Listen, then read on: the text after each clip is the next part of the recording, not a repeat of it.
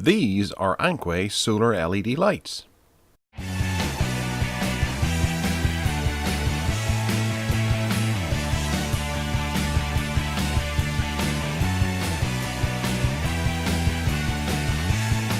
Okay, so Ankway have sent over some solar LED lights. These look a bit Christmassy, however, I guess summer is coming, so these kinds of things are usually pretty nice to get into the garden for barbecues and things like that, and sitting in the garden during the evening, eating and drinking with friends and family alike. So these are solar LED lights, high efficiency solar powered. They're durable, bendable and waterproof, easy to use, store, multi-application and safe wrapped. Safe wrapped.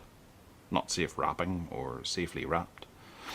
Ankway outdoor string lights help to beautify your surroundings, apply to indoor and outdoor decorations.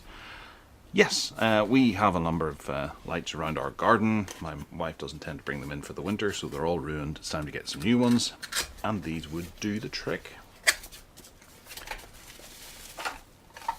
Okay, so in the box we have something for plunging into the ground, and something for attaching to it to attach the light to. Fairly adjustable. I do wonder how rust preventative these screws are. Very simple mechanism just for tightening and positioning at the sun. Actually, elsewhere in the box we have Ankway cares about you. A little card. We'd love to hear from you how you found the product. Do a review on Amazon. Ankway LED lights manual. So there we have some basic information about them.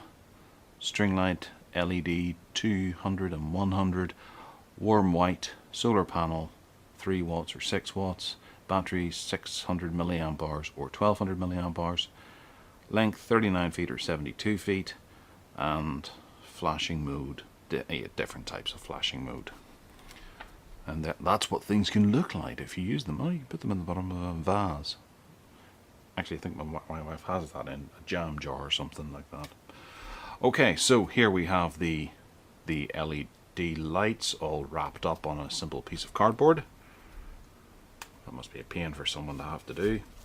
And then we have the solar panel itself. I guess this is where all the action is. We have the fairly long cable there, which I believe it said was 39 feet, or maybe it's 39 feet worth of these. I'm not sure. We have a protective piece of plastic over the actual solar panels, and there we have, there's a grid of 8 panels. Bit of an odd looking bit just there, but then I suppose it's £8 worth of solar panel. I'm not going to worry too much about it. We have the mode button on the back, power on off on the back, and there's enough light in here that I'll be able to test her. We'll turn her on.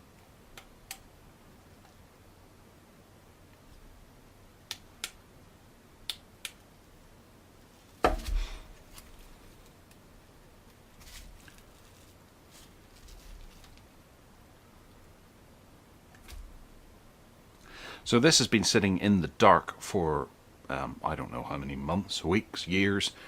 So I'm guessing that the battery inside it is going to need to charge a good bit before we manage to get any particular light coming out of these. So I'm going to go and set this in the sun, which isn't out today, but hopefully might work off these lamps as well, and see how it goes. We'll do that now. Okay, so having set it out in the sun for most of the afternoon, we return to it at dusk and turn it on, and it works. We have some glowing LEDs that flash in various patterns. I'll click the button and filter through the various different modes here. So you'll have to excuse the wobbliness of the camera because we're filming it just on the fly. There are 8 different modes of twinkliness. They're not listed or anything. We'll just cycle through them here and you can see if there's anything that particularly takes your fancy.